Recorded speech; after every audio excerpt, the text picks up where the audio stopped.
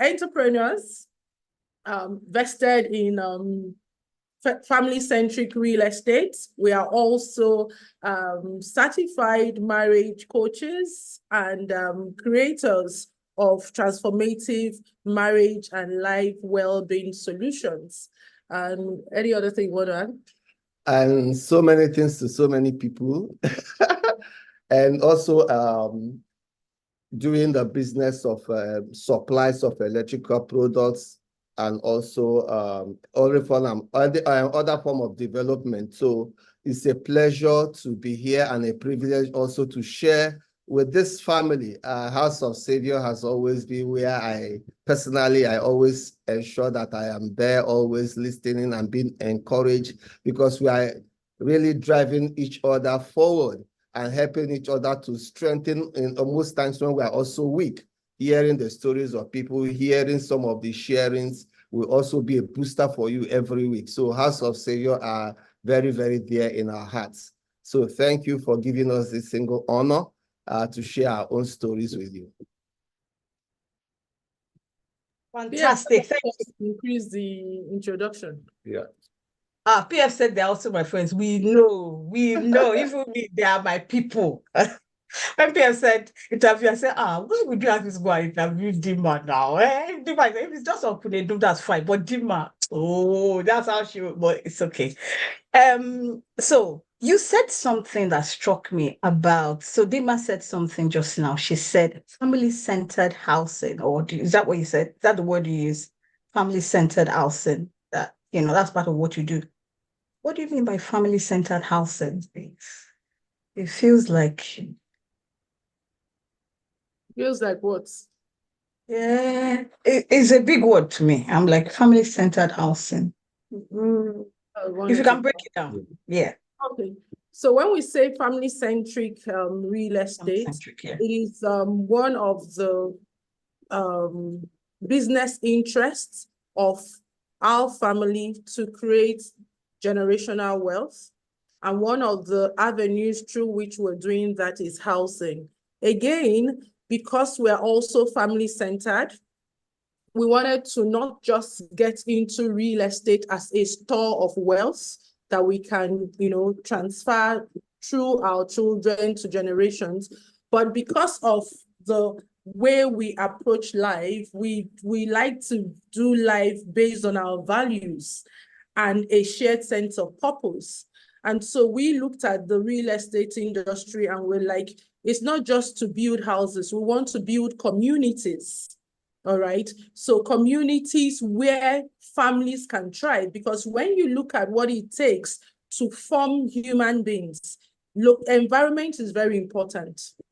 And not just environment, the facilities and amenities in such environments are also important. So the family-centric idea of our business in the real estate is such that we have a vision of building communities where people can dwell together in trueness of what Ubuntu is, where really we can actually exemplify what we say about it takes a village to raise a child, where people of like minds can come into a community and have access to not just amenities in the estates that would promote their well-being, but also access to resources that would help them in parenting and doing marriage as it should be. So the whole idea of family education is built into the real estate, providing affordable,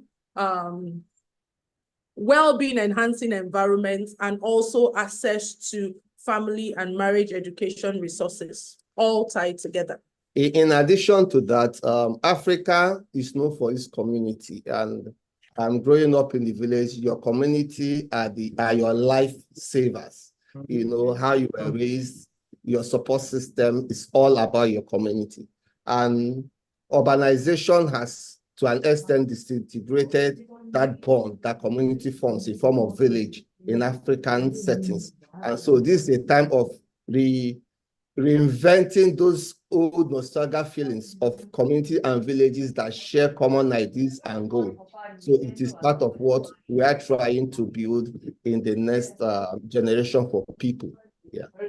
Wow, fantastic. That's really good. I just wanted you to expand a bit more because, it sounded, when I heard family, I was like, okay, that's the first time that I've heard somebody talking about family-centric real estate, which is good. So you are putting everything together in a way that, in fact, you're just building us another village, a physical village now where we can actually live truly by the values of Ubuntu, and it takes a village. Fantastic. Thank you. Well done. I'm just going to go straight into the questions. And if you've got questions for the Nwobis, Tim, Dinma, and Nedu Nwobi, please you can send them to me or you put it in the chat. I will try and get to them. My first question is, why do you think billionaires, their marriages kind of collapse? Billionaires that we've seen in our world today, we read about them in the papers and the news, everywhere. Social media talks about it. Why do you think billionaire marriages collapse? Okay, that's a very good question. And having said that, building empire or building business empire takes a lot of time, takes a lot of energy, takes a lot of skill, takes a lot of effort. And if you focus to be a billionaire, it's going to take you a lot of energy. Having said that, once you begin to picture that money is the end value of everything you want to do, you might mistakenly give your entire life building that billions while you are losing your family.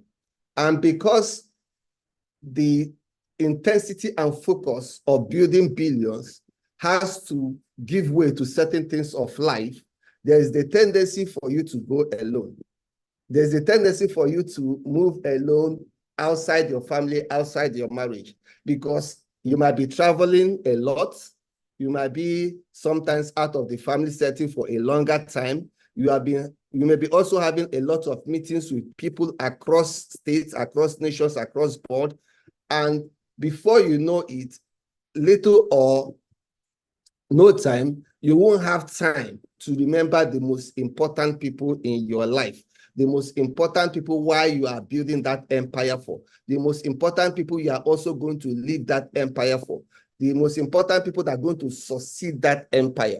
And therefore, in the time of striving to do those things, there's also the tendency that you are going to meet people of the opposite sex that may be part of your team, that may be part of your staff, that if you do not carefully have an in-depth value for your partner, an in-depth value for your family, there is tendency that you are going to begin to have relationship, whether it started from just being friends and being colleagues to developing bonds that may gradually translate to relationships that is likely going to disintegrate your family and is likely going to break your marriage.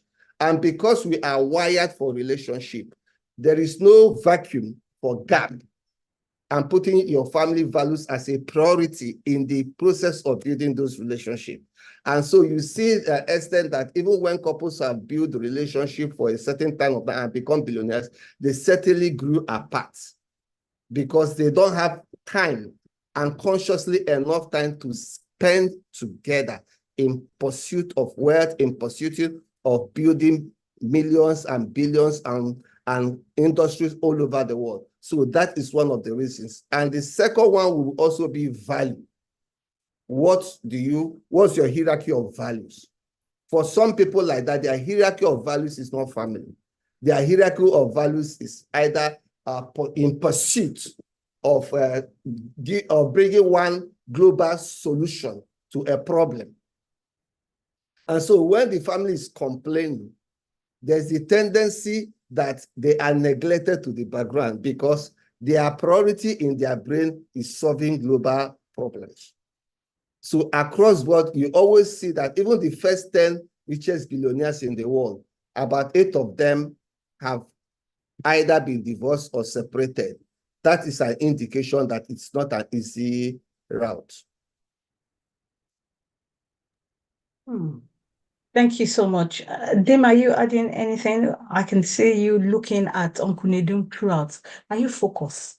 Look at me. Yeah. I go wound you. I just dey wait for you. You go tie my kind of scarf. I never get your time. Let's finish interview first. Anyways, I agree with what Nedum said. And for me, it's just like people getting married with divergent life priorities and interests. Okay. And so, which is why it's very important, like he said, that a couple should have conversations and ensure that they have a shared sense of purpose. Because if that is not there, you can easily get so immersed in what you're doing and leave the other person behind.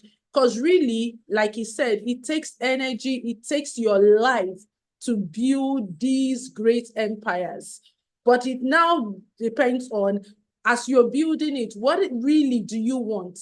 I think it was one time, one book we read, The Young Minister's Handbook, and it was Mike Murdoch sharing his story of going on ministry, achieving stuff and all of that from one meeting to the other. And then he came back and the woman had packed her bag and left because she was just there as a furniture in the house. So you need to be going on this journey with someone who has some sense of mutual purpose. And then again, if, like, we've had an instance where a couple went their separate ways because by the time they came to the nitty-gritty of their life values, one of them was wealth and the other was family.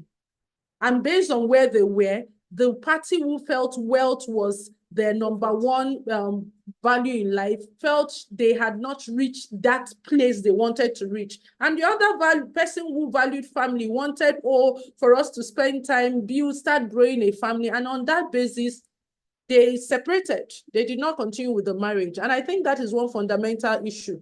People just get married assuming that, because it's successful, because we're in love, we can do this together. Are you sure that that person you are getting involved with really is interested in all of these things you're doing? Or is the person lesser focused on building their business, which is not bad, but if that is the journey, then go it with somebody who is also committed to that journey. Otherwise, you will be so immersed in it that you will not have time to invest in family.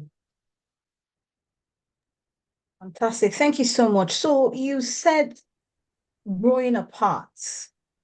That was one of the things that Uncle Nidum shared earlier, which, so what you're saying is people come in sometimes with similar values, but then as they come together, they're maybe based on what you said again, the hierarchy of values, they start to grow apart, or that sense of shared purpose where one person feels that, okay, right now, our time together is that we want to be building more wealth, whereas somebody thinks, we should be raising more kids. Okay, please, let's share in the chat whatever it is that is coming up for you as, the Nwobis are sharing. Let's also, learn from one another. So please feel free to use the chat and I'll be reading the messages. So my second question is kind of linked to the first one. And so I'm going to mention specific names. Already, Uncle Nedum talked about 8 billionaires. So I'm mentioning some of their names. So Bill Gates, Elon Musk, Jeff Bezos, and even our own Alakija are just gone through divorce. So can we say that is actually tougher to keep a marriage when you are managing certain amount of wealth?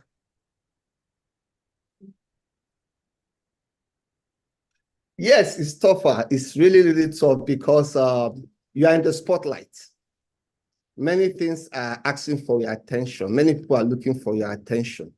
And being a superman or a super lady at that time poses some lot of challenges in managing your time because everybody wants you to be part of their team. Every organization wants, state government, church, they just want you to be part of it because they think you being present there will give them a lot of success, connection, and also their desired outcome. And so if all those desires and action and correspondent do not align with you, knowing when to say no and weighing your options. What are the options are you going to take? What are the considerations are you going to before taking any role and responsibility? What are the things that these options will bring about in your personal life and your family? And so that means that because you are growing in influence, you are growing in attention, you also want to also increase your own influence, because relationships are very, very important to billionaires in connection to the people they also want to align to build bigger business, to build better businesses. And so that is one of the things you must manage well, your ability to know options. One, what are the options that can be postponed? Which of the options you should say no? Which of the options should you use technology? Which of the options can you work from the distance, not be in the committee right there? Which options should you say, well, I cannot do this at this moment? Which options should you even delegate? You are just one person with 24 hours. And therefore, all these people are clinging to hear from you, hear from you, you contribute to their life. So you must be able to say, I can only do this per time. Very, very difficult, because most of these demands will be from people who have also invested in you in one way or the other. Then some of them will also be passions that you have. Some of them are solutions that you think you need to change. So some of them are just coming all at the same time. So this is one of the things you must be able to manage. And why is this important? Because when we started growing our own influence, it happens that every week, when you come to speak, you have about 4 or 5 speaking engagements in a week, apart from running our business. And so we'll have sometimes, my wife works at one of the commercial banks, and sometimes from the commercial bank closing at 6, we are heading to where we are speaking, sometimes for 3 days, and we'll be coming home like 10, 11, and she has to wait like 5 to the next day. So we came to a particular time that even our children told us that we are always going out. And because we have regular family meetings, they tell us we are always going out every Saturday and Sunday, especially weekend, basically for churches. That's when you get the appointments and speaking engagement. And we have to sit down to say, how do we address our own family? You can't go out building families and yours is disintegrating. And because we have an open policy of communication, our children, I think the eldest then was around 11. But they were able to speak their mind in what they are observing. And that has to do with changing the narrative, changing your system. And what did we do? We simply said at so days of the month, there will be no acceptance of any form of engagement. There will be no acceptance of any form of business. This is purely family time. And for us, Dinma and I will choose Thursday to be our me time for us, because weekends are always busy. As I'm speaking to you, I just finished speaking in a Pentecost preaching, just a few hours. I'm just coming in, here we are. So weekends are also busy for one thing, but how do we ensure that in the course of balancing and relating with all these rules and responsibilities, our family should be part of that schedule? Because we then to say, oh, they will understand, they will understand, they will understand, they will understand. Before you think they will understand that you people are part already. I want to add to that, to say that, like when Chinedu started speaking, I was just smiling when Buku said, billionaires, is it hard to be a billionaire and do that? And I said, my net worth has not reached billions in dollars, but already my schedule is overworked. That even without getting to a billionaire status, if you are not intentional, your family can disintegrate. So you don't even have to get to billionaire, right? And I think that it is having that mindset from the onset. For me, when it comes to this, something has to give way. Something is sacrificed for every step that you take. So you have to ask yourself, what do you want to sacrifice? Right? Because when people say, oh, I wish that one day I'll be one of the 10 richest men in the world, I just smile and say, are you ready for what it will take to get there? Because something has to go. And so for me, it's about defining what success means to you. It's about defining what success means to you. Because if you define that, even with taking where we are, that we are not even billionaires in dollars, I'm using that to say that you would also find out that even in your life, the stress is even too much to juggle the little that you're doing. So it's about defining what success means to you, first of all, and knowing that what am I willing to, for it to suffer such that this will grow. That's one. Secondly, it now boils down to your systems. What systems do you have in your home? Because 24 hours, you will have something, as you're building your business, you will have something that is asking for your time. So what system are you going to put in place? And then we had this friend of ours who was growing in his career, and his career needed him to travel. So he was sharing with us one of the days that, he would travel, and when he got there, he would just be seeing people, and he was lonely. For him, he decided that for his international trips, his wife was going to go on the trips with him. Now, that now depends on the kind of work that the wife is doing. So you understand. So you need to really understand that there is so much that will suffer if you don't have an intentional system, and as much you now do not know what to let go of. There are certain times that if you want to get to a peak of a certain thing, are you ready for the collateral damage that going that extent will give for you? If not, what do you want to forego for what is important to you? Which still brings us back to values. Because if you order your values and you live by it, you will know when to say no, when to delegate, when to push it to another thing. And fundamentally, anyone that is growing, business and is out there doing stuff, you cannot, having family meetings and intentional connection times is non-negotiable. Even if it is 10 minutes, for example, a day, that should be 10 quality minutes.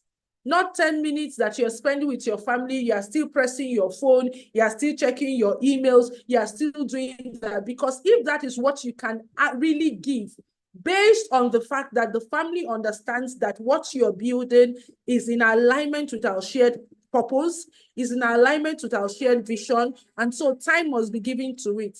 That time you are spending together, how intentional are you and how present are you in the moment? Thank you so much. You said so much within, just answering these questions. And for me, some of the key things I took away. So I think when Uncle Nedum was talking, it made us realize that capacity as you grow becomes an issue. We all have the 24 hours, and Dinma also talked about it. 24 hours is what everybody has. But for you as a family or, as a team, what you've done is you've kind of put some boundaries to create time for yourself, boundaries to say, no, this is not important. We're not going to this one. What are my options for this? Which you're being really, really intentional. So thanks for sharing that. And you also said that it's like something has to give.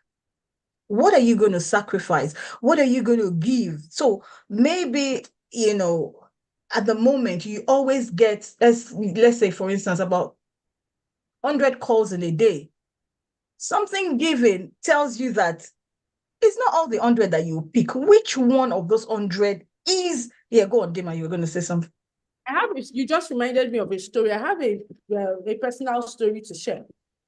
So when Neduma and I got married, we got married when I was we did our wedding, my second semester of 400 level. I read engineering. And so the Congo started shining. And by the time I was in 500 level, we had our first baby. Fast forward to finishing that and coming out of school, I got an employment to serve in a commercial bank. And then I went for the freshers training. I can't remember what they call it. That training you do when you just recruited in banking of those days, right? And then I came tops in my set. And the rule then in Skybank, that was Skybank, I was the best graduating student in my set. And the rule then was that you would have a time with the MD. That was Akinfemi, what was our MD then. And then you are given the opportunity to choose the department you wanted to work in because of, your performance in the training. And usually then people were saying, oh, thank you, Eugene, management and induction training, yes. And so people remember that was service. And then they were like, oh, please, you have to choose treasury. That's where the money is, that you will rise faster in your banking career if you're in the head office and if you are in departments that the pace is faster. But then remember then, by the time I was doing this training, because I went for youth service, came back, we shined another Congo, I had another baby. So I did not go to service with my set. Yes. And so by the time I was doing this training, I was telling you, in October, November, I had a 3-month-old baby. And so the thing was that, okay, so are you going to, so Neduma and I spoke. He was like, and this man in his wisdom is like, what do you want to do? Like, what is your heart telling you? And remember, family is called to what we want, who we are. PF, stop distracting me. Family is called to who we are, right? And so it was just in the moment I chose to work in a branch as a relationship officer because I did not want to be in the head office with all of the transport, commuting back to work with my baby. But some people saw it like, oh, you missed the golden opportunity to rise fast in career. Be it known that I did not get into banking because I wanted to rise in banking to become an ED. Not that is not somebody's part. So it brings us back to another principle, knowing yourself and knowing what you want out of life. So banking was a stopgap for me to learn some skills of human connection and all of that. So I chose working in a branch so that I could close and still come and attend to my baby. Yes, people that went to head office grew faster in the career than me, but it was okay for me. And I'm sharing this because you asked, what do you have to sacrifice? So I sacrificed that fast path to growing. I sacrificed that. And then, of course, if you did banking, you will know that people in treasury and all of this have some small people dashing them money to do all of that. Who is dashing you in the branch? So really, when you know your journey, when you know what you want out of life, and you have a shared sense of purpose, there are some sacrifices you would make that people on the sidelines will not understand, but you understand it because you know the journey that you're taking. So I just thought it was important to share this, to just, bring more light to what you meant by some sacrifices that have to be made. Fantastic. Thank you. And I think you just expanded a bit more on, what you said. I was just going to go to the point where you said something really profound. And I think Uncle Nidum also said, he said that you must kind of define what success means to you. And then you've now expanded on it by saying you need to know yourself. So when you went into banking, just because all you wanted to do was just so that you could, at that point, what the family needed, it was tied back to, what your purpose as a family, your vision, the goal for the family was all centered around it, which is really, really profound. Then you also said that, what do you want out of life? Know your own journey. So Dinma's journey is different from my journey. My journey is different from Shemu's journey. So know your journey. Don't say, oh, wherever Dinma is, whatever season or whatever phase she is, I also want to be on that. So really, really profound. And this is for those of us who are, on our way to being billionaires, because yes. So, and you said, I think you also kind of mentioned, it's almost like you need to just enjoy that journey you're on rather than, and then the other thing you talked about that was really, really profound earlier was when you talked about having systems in your home. I think that's really, really crucial because as you grow, as capacity increases, you need to put things in place. If not, 24 hours, you can't catch up, you can't meet up, except, I can see you. It looks like PF is disturbing this house. Let's see. I was missing the chat, but I'm just saying, PF, you want. Dinma, is PF distracting you? Indeed, I can see one that said PF was distracting you. I'm just reading his chat. Okay. Well, why are you mentioning that? Somebody's putting it, okay, Leola is asking, okay, well, you didn't sacrifice treasury. You took the path that aided what you wanted in life. So knowing what you wanted in life led you to the options you took or made. Fantastic. Thanks for sharing that. Yes. See, I like how Diola is engaging. I want us to engage, and let's encourage the team Dinma and Nedum, and then share your questions as well, so that we'll be taking your questions, and it can make this conversation richer. So thank you for sharing that. Now, my next question. It kind of is linked, and probably we've touched on it, but I will ask it anyway. What do you think are the critical factors? Now it's up to you how many factors you want to share. Maybe you just want to share one major one or two, or key ones. What are the key or critical factors couples must pay attention to, especially busy couples who are building wealth? Okay. One of the things they must consider is the partnership they share as a couple. When I was single, or before I got married, I had a tape by Jim Rohn, The Act of Exceptional Living.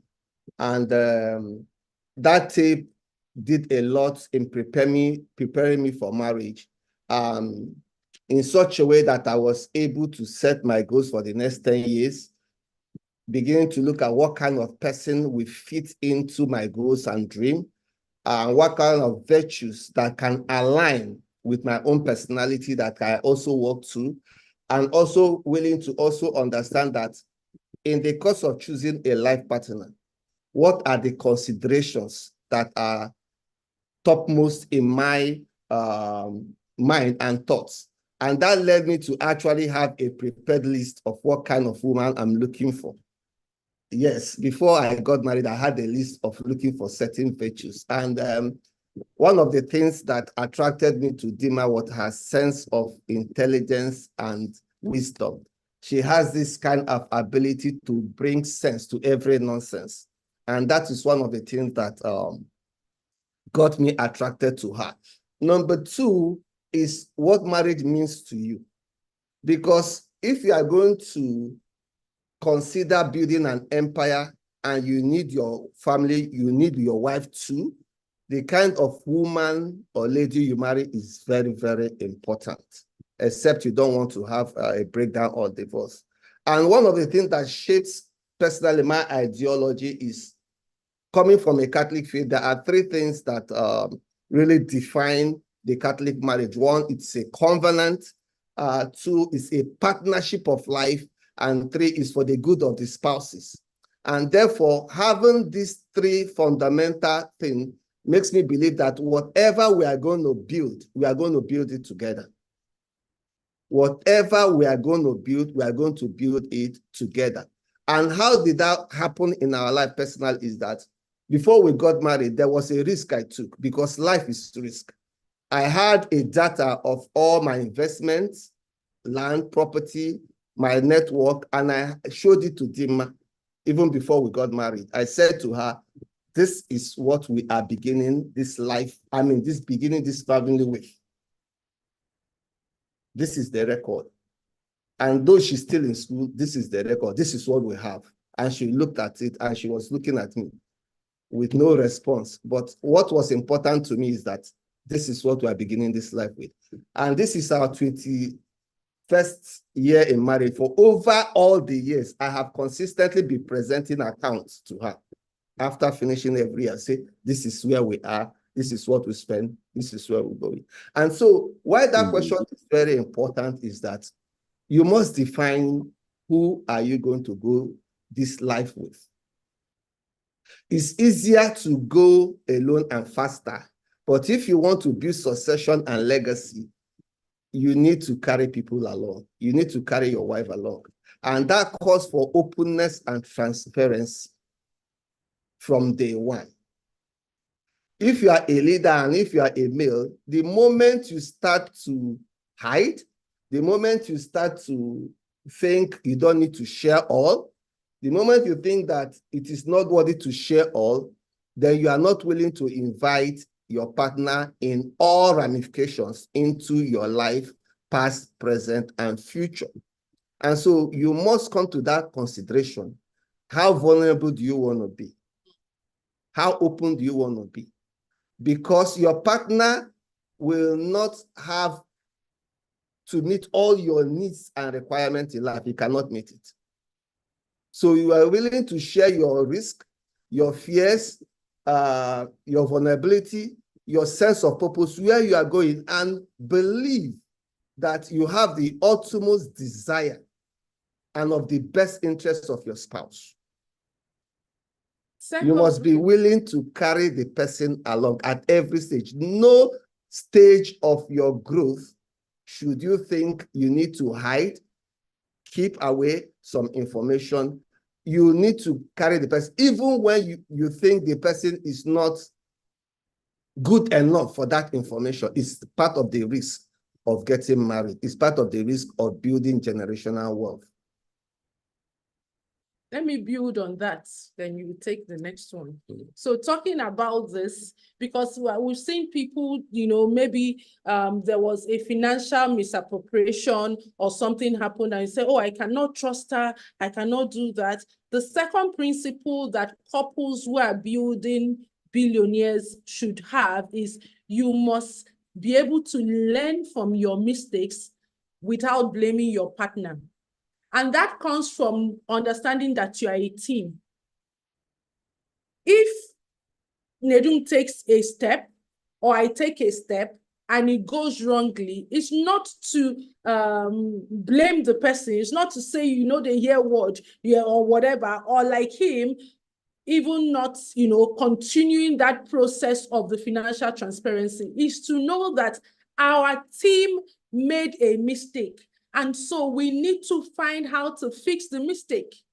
So such a couple must have a budget for learning from their mistakes. And I'm going to share something with you. So Nedum has shared how from the onset, even while I was in school, I wasn't earning. He declared what was our financial stand as a family, and then we began to grow from it.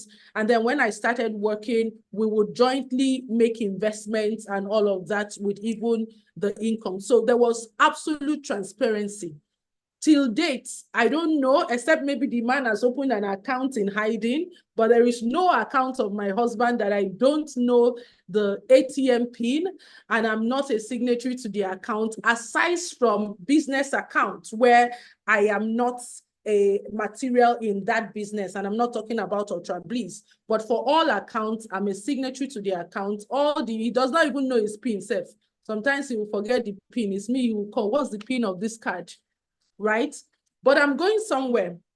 So one day, because when we talk about learning from mistakes, people just think, how do you do this thing? You just flew from the sky. One day, Neduma and I were big on learning. And we always say to ourselves, we don't want to export what we have not tested and we cannot prove that is working. So as much as we work with people, we also attend marriage growth seminars and stuff so that we can be the participants and not just the facilitators. So we went for one in 2000, I can't remember the year, but then I was working in the bank. And so we were to ask, what is something that you are scared of in your marriage that probably your partner, you have not yet shared with your partner? And I will be honest with you, in my head, I'm like, wait, see, what is he afraid of? We talk every day, we have retreats. By the time the man now wrote it and shared with me, my eyes just popped up. And he wrote that his biggest fear as a then was that I was going to run the family economy bankrupt. And I'm telling this to say that you do not collapse your systems because of an apparent gap. Because even whilst that was going on, we were still financially transparent. He did not say because of this fear, let me hide something. And why did this fear come up? We made a trip to the US together with the family sometime in 2005 or so, I can't remember.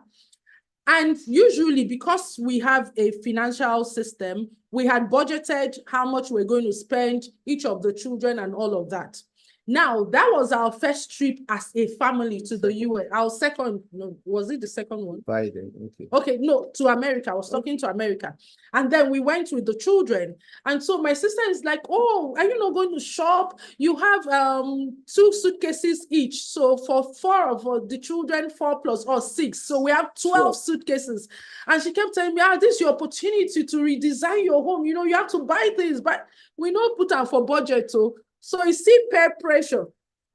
And again, I'm saying this for ladies who also have their own money. I was working in the bank then. Based on how we had said what we were going to do, it was my card that I could use for international payments that we were using to make payments. And this thoughts in my head, I'm like, at least I'm earning money now. I can also buy some things, forgetting that I was dealing with a man whose systems was important. If we have said we're spending $2,000, that's what it is. So now, so I go buy and buy and ensure that I bought things for our 12 luggages so that we do not lose any. And this man was just looking at me. He did not say anything until we got to that retreat. So I was like, why didn't you say anything? He said he was just looking at me to know whether I would come back to my senses. How was I buying? I know that was a dramatic turn and shift for us. So for me, it made me to honor the agreements more. Secondly, it made us to now say, you know what, we need to get a financial coach.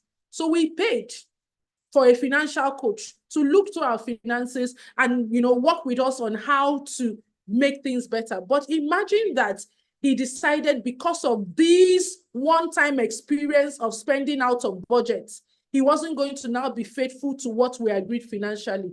We may not have this level of financial intimacy we have. So my point is that the second point is that couples must give each other second chances.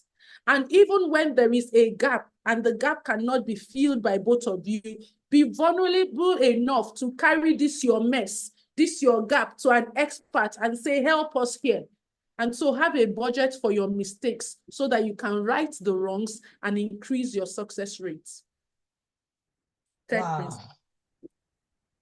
The third principle I'll add is that your spouse will have deficiency in certain things in life, and circumstances and situations will reveal some of them.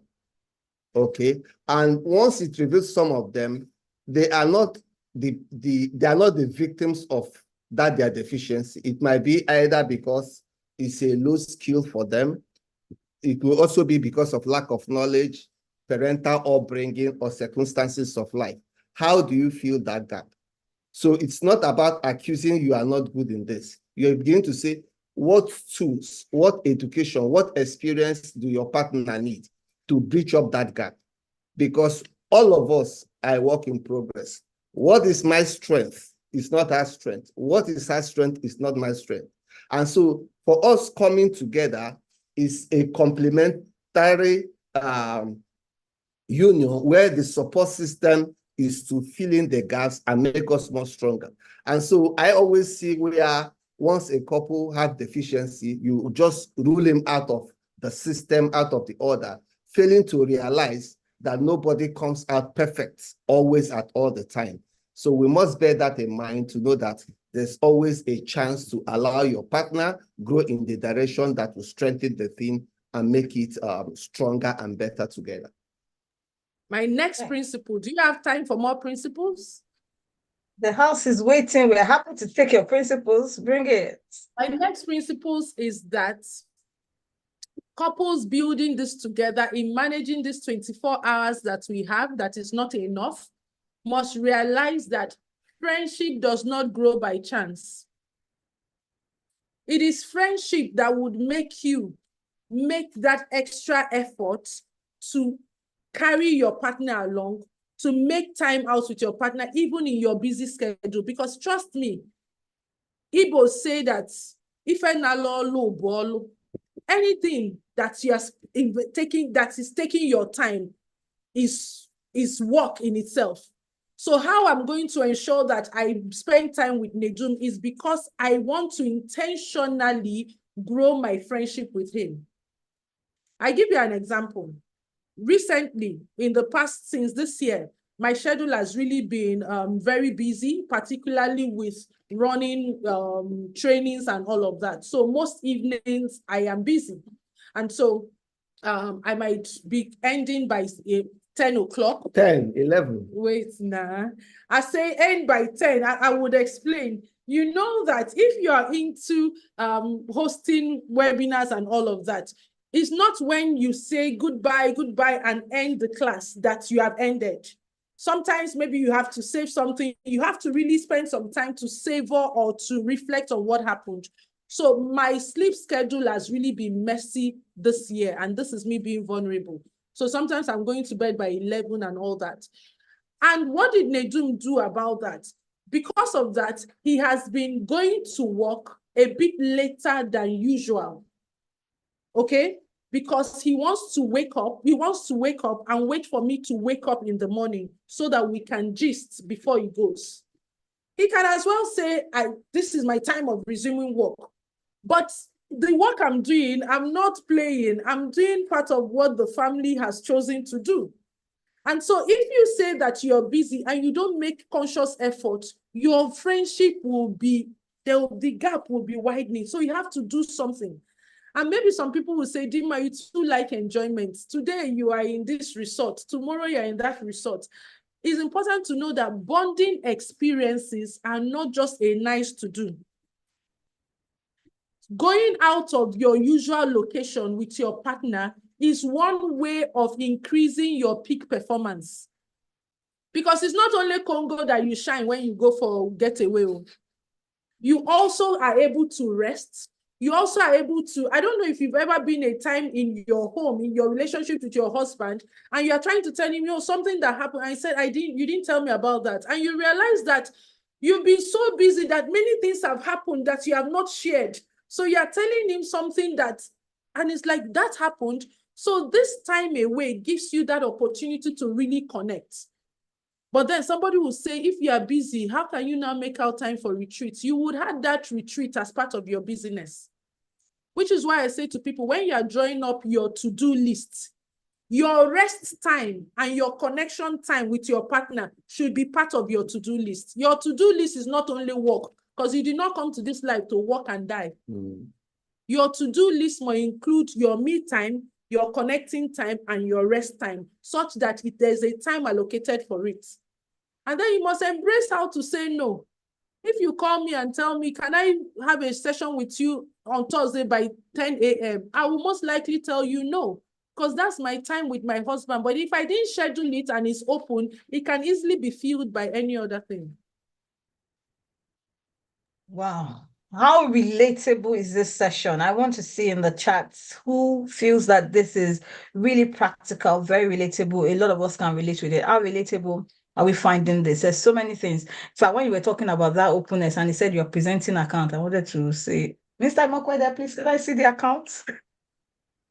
Well, anyway, I see the account already, so that's fine. I just, that was just something that came to me, which is really good. And honestly, I want to celebrate Uncle Nedum for, sharing that bit, that vulnerability part, because I think of recent, for me, one of the things that has been coming to me when it comes to vulnerability is that one of the most vulnerable people you can find on earth are soldiers.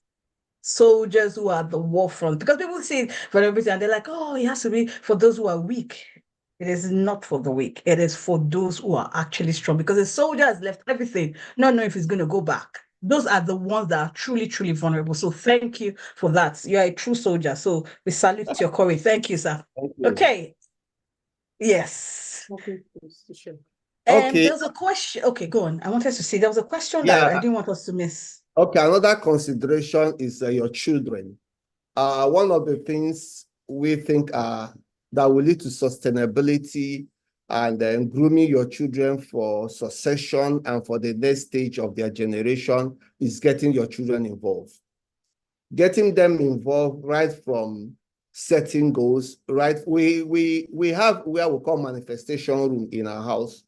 And what that room serves is a board that has all our vision, missions of everybody and all the ones we have together as husband and wife and the one we have together as family, and a pictorial form of it. And this is a way of letting the whole family, when I say the whole family, including two children, to understand where we are going and why we are going that path. And why this is important is that you can't hand over to people or to children or to a generation that is not prepared. It will mess up all your works and all your effort and years of toils in this world. And what did we do? We also said, as the children are in their teens, during their long vac, they work with us. I have my daughter who is reading law, work with me, and the other one is working with Dinma, right, in her home office. And what we are doing is for them seeing a practical step of how we engage in the marketplace. And so during one of our sessions and my time with her, I will use keke rather than driving. And this is a girl who has stayed for almost 18 years plus without entering keke and bike. Yes. And she will like, I say, yes, that is how we hustle. That is how we started. Because these stories need to be told and they need to have that picture in their brain that once daddy comes back from work, it's not that how rosy it is, especially if you are in Lagos. You know how it can be when you need to meet appointments that are physical due to bad roads and traffic. And in one of those episodes, she lost her phone because she didn't know who snatched her phone. I say, welcome to Lagos and to hustle. And she cried. And she cried. We say, well, we'll give you one of the toy phones that we have left behind since for this moment, you know. So, and there was a particular occasion I met one of my friends and said, why is my daughter going with me? I said, she's learning as her part-time in what I do. I say, I've never seen a man carrying a daughter around. That is usually they carry sons and not daughters. And I like, this is my child. And I'm transferring knowledge for her through experience. Why is that important? Is that we don't wait until they are in their 20s to begin or in their 40s to begin to shout. How are you progressively integrating them in the life purpose and vision, the businesses of the family, allowing them to understand how things are run outside school, outside the academic institution, because eventually they will come up to meet the world at that space. Because you can't keep protecting them without them seeing how real the world is, how tough the world is, how to make informed decisions in a chaotic world. Let them begin to learn gradually as they face that world, and as they also experience it, they will learn how to make decisions along the way, not just making a tough decision when there is no experience attached to it. Yeah, I want to add one more before we go to the questions and maybe circle back if there's still time. And I find this as very important. For couples building business empires and all that. So I'm going to say something. So aside from the business interests that Neduma and I have together, there are some businesses that are his business with other partners that I'm not involved. And then I'll also say my own business with other partners. And then earlier on, before I left banking, I was working solely in banking and he was working with his business partners. I wanted to bring that up because it's not always that couples have common business interests that they are pursuing. However, they are individually growing their business empires. For such couples, and even if you have whatever, you need to be genuinely interested in your partner's interests, even when it is not what you are interested in. It's very key because everybody strives in a place of encouragement.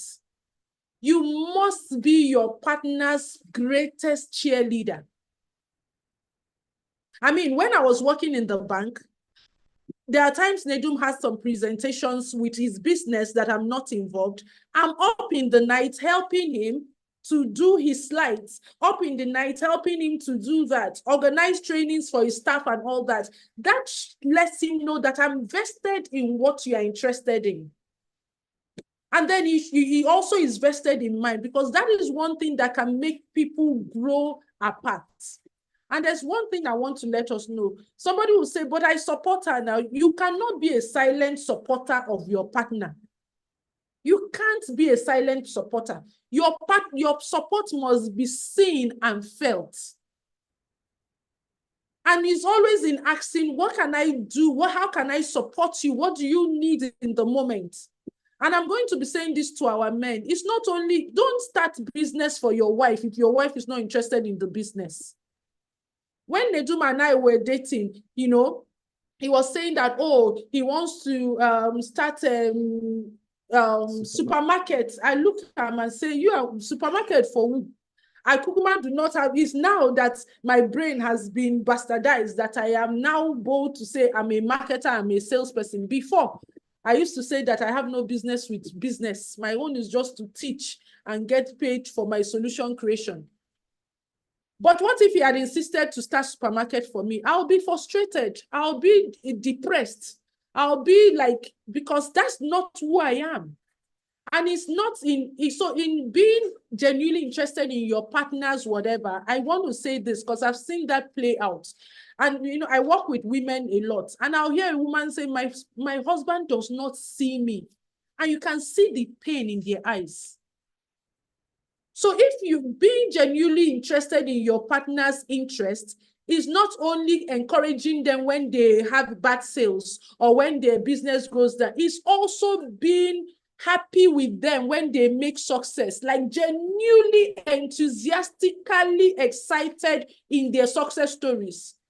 Not your partner is telling you of a deal he closed and you're like, how much? 10,000. What of that 100,000 won? Can you first appreciate the 10,000 won? This is significant for the person. And I'm going to be vulnerable here to say that Neduma has been in business. You know, sometimes you say, maybe we're talking and they say, oh, maybe a business year to end profit or revenue is 100 million. One time we're talking about an insurance company and we looked at their financials. Their year to end was 100 million. I was like, and these ones are saying that they're in business. And so I'm like, when I maybe like I get a client early days in my career, I know somebody pays me 200,000 for an intervention.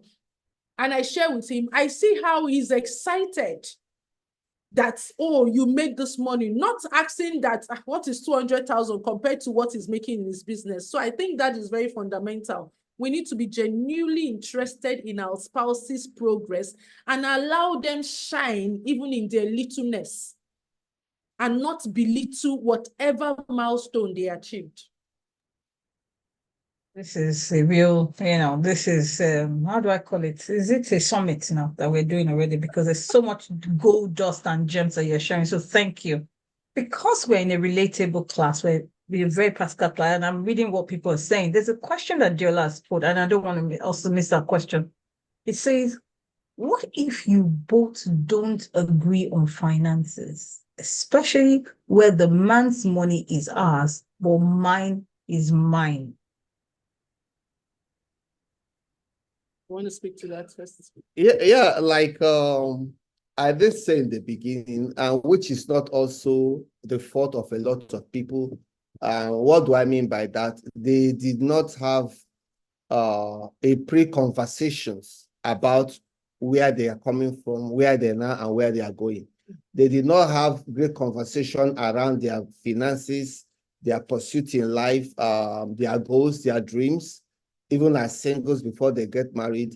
They did not talk about how they work together as a team. Mm-hmm. Everything was either based on revelation or maybe somebody recommended them or they met somewhere and they just believe they're highly in love and they just got married, only for them to see that that falling in love is not enough.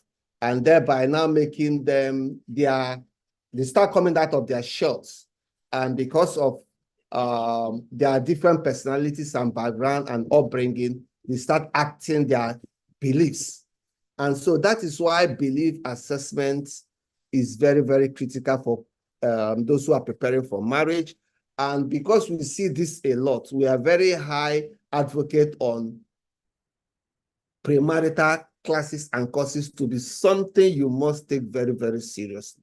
And for somebody at this point, it's not enough to try to solve a problem both of you cannot solve. That is one of the things avenue that couples don't explore, because we have been taught that don't bring a third party. Don't take your problem to a third party. The person you are taking your problem to also have their problem. But the person that has solution to your problem has to be sought after, because during intervention, you are able to see what are those underlying factors that you are afraid of, because we always leave out either our faith or our fears. So when you meet either a therapist or a coach, there are couples like that, even in the FSC network, who will help you. I always say who will help you. Why? Because asking that question, we don't have enough information. Who are you? Who is your partner? What are their mistakes? What are they coming for? So just using one sentence question to give an answer is not enough. So therapy, counseling, and coaching, we dig deep into these fears, into these challenges, into this diverse way of thinking and working.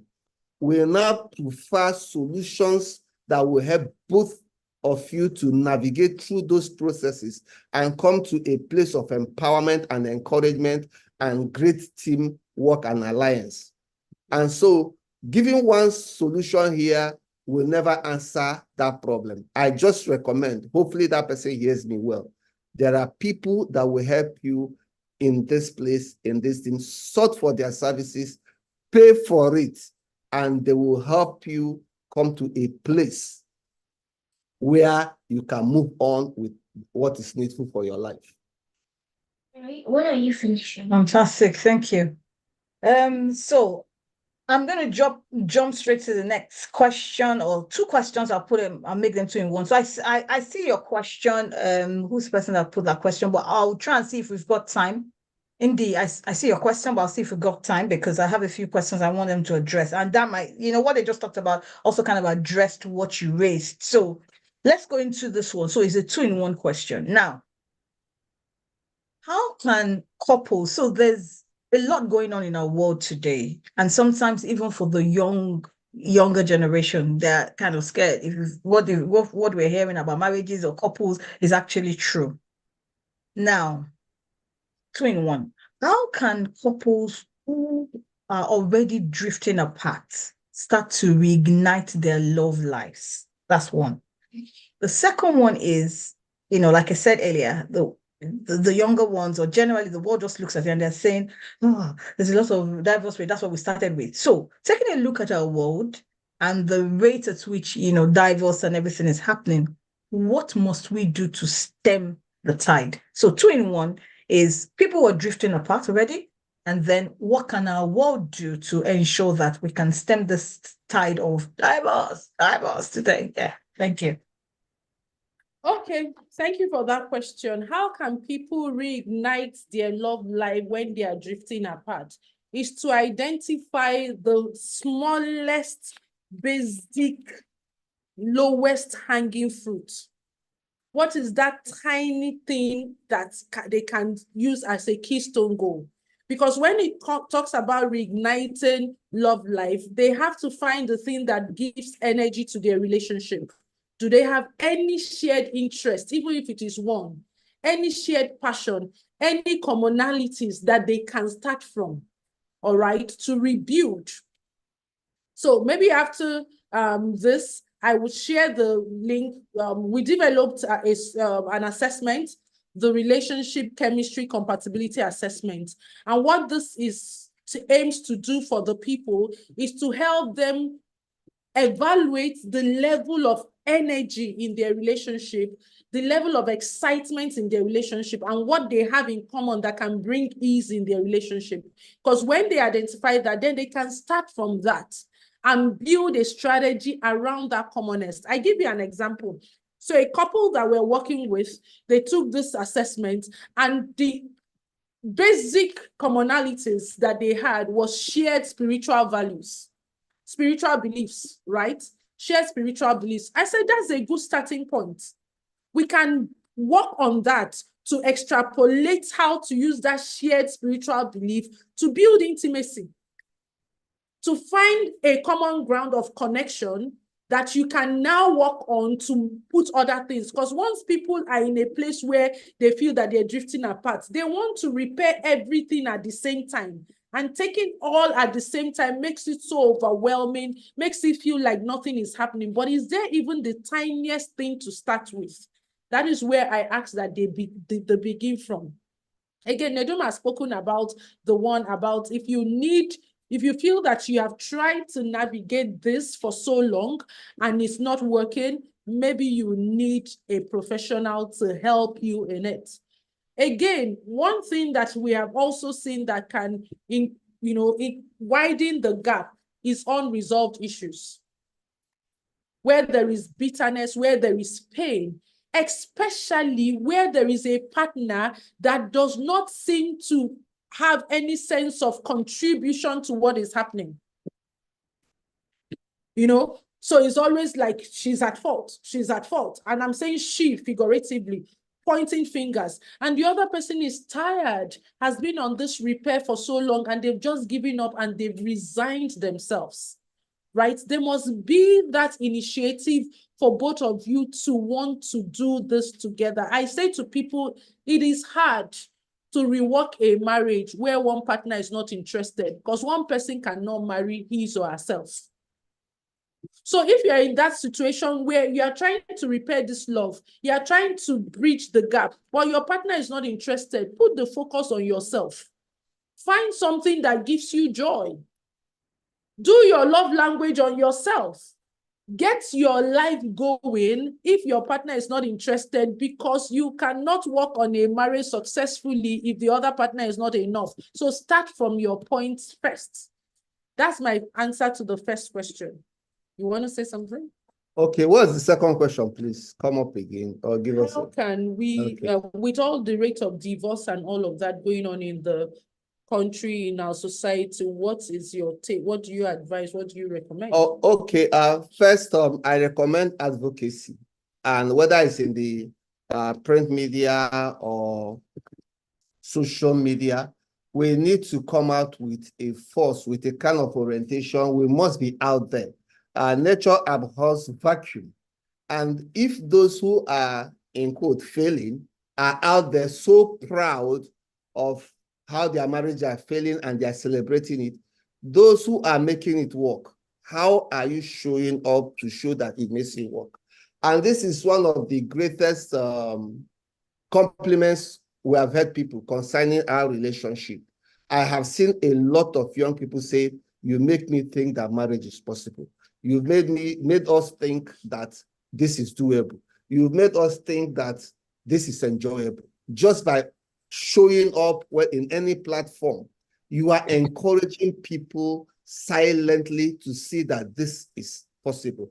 Some of them will say, just your post made me not to engage in domestic violence. Just your post made me to go back to reconcile with my partner. Just your post made me see there's something still good about my partner.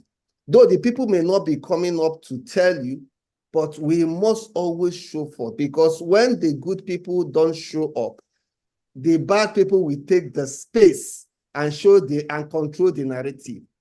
Secondly, we will also have to see that a lot of people are trained to help to facilitate change in relationship and growth and development.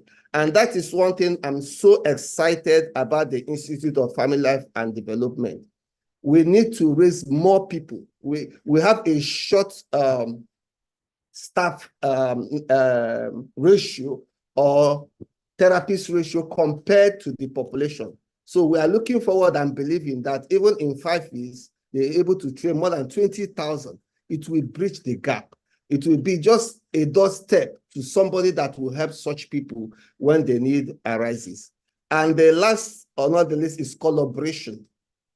So when we look at the Family Life Delegate Conference, the number of people showing up there, when you look at the social media, it's as if every moment you pump is there. Once you pump, you see the celebration. And people will begin to wonder, who are these people?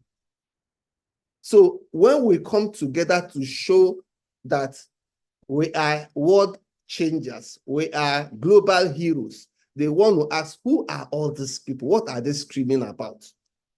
And we're screaming about that marriage is the production center of the society. If we will build strong marriages, we will build strong nations. And so collaboration, training, and advocacy are some of the things we must do to help prepare young people. If this generation is already failing, let not the generation stand on the failure of this current generation. So premarital counseling, premarital preparation, we should be screaming it in churches, in mosques, in our villages, in our town, wherever we are, we see young people, let us scream, prepare, prepare, prepare. Wow, I love that answer. I love the fact that, you talked about, it's not about, I'm not in quote trying to put, but, celebrities are the ones that are out there the most because they have maybe the biggest followings. They have, access to be able to access more access to the world. But what Team Dinma and Chinedu are telling us is that if your marriage is working or you have a knowledge about it, you know how marriage can work, please be out there. Be the one sharing that information. Be the one out there sharing the news and spreading the good news. Let's not just leave it to them. Every one of us are saviors in that space, and we should do the best that we can if that's your area of interest. Okay, now, but one more question because of our time. And if there's any other question, I'll come to your question, Catherine. I can see that. I'm just going to take one more question and then we'll probably come to any other person that's got questions. Please put it on. If not, forever hold your peace.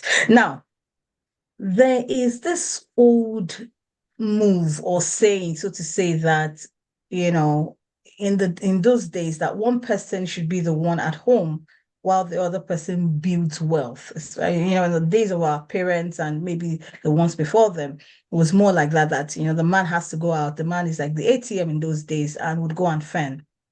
But so while he builds wealth, but then often what happens is that, and maybe the other partner, the woman, will stay back and maybe take care of the kids and all that. But what we've seen is that oftentimes it will cost the person who is doing the work their own health. Because, that one is the one out there working. But not to add to that, sometimes it also costs the one staying at home their sense of fulfillment and purpose in life. Because one person is either out there and the other person is also at home or something. So now, how can couples kind of now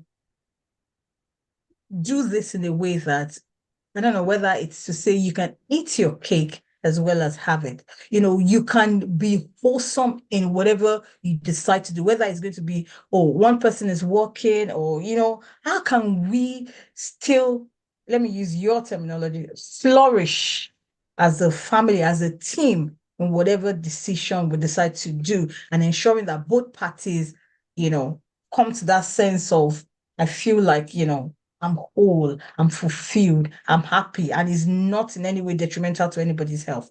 What would you have to say on that? Okay, Bukwa, first of all, we'll say that the choice to either be a stay-at-home mom or dad, because we cannot just narrow stay-at-home to mom. We also have stay-at-home dads. And the choice to go out there in the world to work outside of the home must be the individual's choice. Because many a times we hear, we decided that the wife will stay at home and raise the children. And then when you are talking to the wife, it was not a decision. It was an instruction given. It wasn't a joint decision. It was an instruction given. And because, again, of the belief and the mentality of our society, that the woman is coming to help the man fulfill his dreams and all that, and is the lord of the home. So the woman just accepts and is doing it, not because that's what she has chosen. So that's where we have to start from, because we need to ensure that whatever role anybody is choosing is a choice that the individual is totally in acceptance of. That's number one. If both of them are choosing to work outside of the home, then it's a choice. You cannot say because you are a woman, you should stay at home. You, because you are the father, you stay at home too. Because maybe a sense of fulfillment is in that job.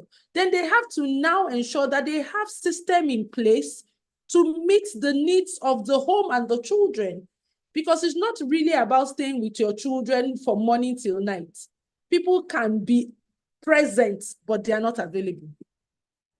You can be present, you are available, but you don't know what to do with your availability. So it still boils down to you must be knowledgeable.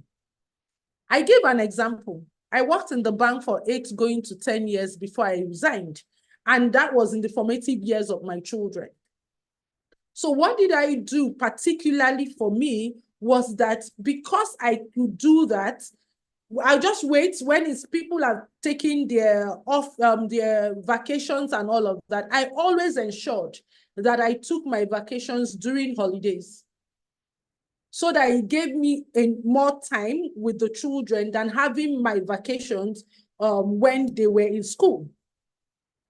And then the weekends were intentional. We had a curriculum of what we wanted to achieve. We had a system in place of the people, caregivers, some basic criteria you would meet. So you see that whether they are working at home or working outside of home, it still brings us back to systems. What's the educational curriculum for system in your family? What's your culture integration system? What's your system for parenting and all of that? Because if you don't have this in place, you can be with these children for 24 hours and you are not making any transformative impact in their lives. So it still boils down to having a system in place of what you want to do in how you are educating their mind, how you're educating their thinking, what you want to do in how you're doing your culture integration, your legacy as a family, all of these things. If you have it, then again, based on the things we have discussed in the past, you are able to allocate time to it. That's it. And then we must understand that exhaustion is not a status symbol. You cannot walk and walk yourself to the grave.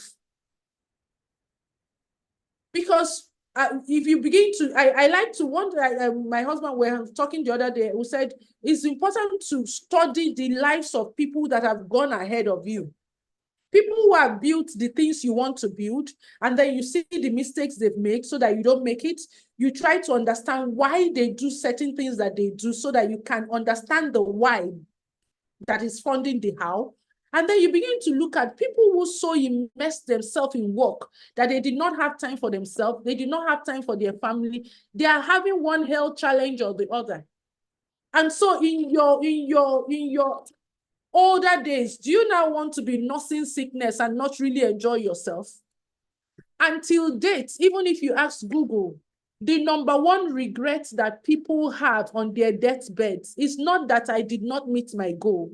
It's not that I did not make $10 billion. The number 1 regret is I did not spend enough time with my family. So if that is it, what do you have to do whilst you're building what you're building to ensure it? And it's going to take more money from you. It's going to take more of your resources. Because if you have to spend money, if you are working out of the location of your family, you have to pay that extra flight tickets. You have to do those extra things to spend time there. So all of this comes with you having an intentional system in place. Otherwise, it could also end up like those people who are regretting. Because at the end of it, family is everything. If you make this money and you become the richest man in the world and you lose your family, what did you gain, Ganga? Thank you so much. That's been very useful. There's been so many things shared. In fact, on that note, I'm closing this session now. I'm closing early because I want to now buy. How many people have seen that my son has come in like 4 times? I have one handbag that's always back and forth. Finishing. When I finish. So, but yeah, I think you've shared a lot of gems and great value this evening. It's been very relatable. And on that note, we would like to say a big thank you. Thank you so much for coming. Dinma said we're going to share something there was an assessment we talked about. So please feel free to share the assessment so at least people can take it. And then as we wrap up, please tell us, your final words for this afternoon. And then, how can people meet with you, engage with you? What services do you offer? What products do you have that people can get access to? You might want to share a link somewhere and all of that. So, but we'll keep it because Sean is already looking at me with my type of scarf already, telling me, warning me. So we'll just keep that within a minute if you don't mind. So thank you. Okay, for our parting word is, as you are building wealth, as you are building empire, build lives, because lives will always matter. Life will always be the testament of your building. Life will always be what is the guarantee that your effort counts. And that building lives is your family first. Start with your family first, then expand as much as possible. Never build at the detriment of your family. My parting words will be that every statistic is valid. So you have to be intentional to align with the statistics that you want to align with. Are there people that are building business empires and their families have suffered for it? Yes. Is it also possible to build a business empire with your family carried along and thriving? Yes. So choose the statistics that you want, learn the system that honors the statistics you want and go by it. And that for me is living a value-based life.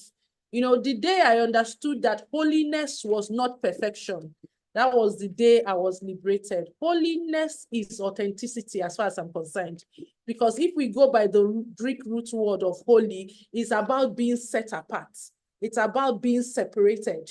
So no matter what is trending in the world, I can choose to be holy. I can choose to be separated. I can choose to live the life I want by being authentic, accepting my failures, celebrating my successes, and also continuing the work in progress. Thank you so how much. do you reach out? Yeah, go on. Go on. Yeah. You can find us on Instagram as Dinma Nwobi, Nwobi. But there's one project of ours that we really like you to be part of, where you can find us. So when you go on social media, you'll see Start Your Marriage Right Academy is one legacy project that we've started based on what we've all discussed here. You agree with me that when people learn this early and are able to align themselves as a team, they will do marriages better, they will do life better, legacies will be better. So watch out, check out for Start Your Marriage Right Academy on Instagram, Facebook, YouTube, and just follow us because we'll also be sharing all of these tips, but how you can apply them starting early in your marriage. And then if you want my number, just you chat them and my husband's number and you will get it. So before we finish wrapping up, I'll drop the link to the assessment. It is free. You can take it, know where you are in your relationship, and there are recommendations there. You can also begin to take action on the recommendations. Fantastic. Thank you. Let's celebrate the Nwobis as they, go backstage, go and spend some time together and look into each other's eyes very properly. Thank you so much for joining us. Dinma, this is your moment. You can go there. And you can continue looking into each other's eyes, but thank you so much. We can put, let's celebrate them in the chat so that you can take some time to read it, digest it, know that at House of Saviors, we've had a good time. We celebrate what they stand for. We love that what they've given, the value they've given, and we always appreciate our people. So over to you, Oluwaseun. Thank you so much. And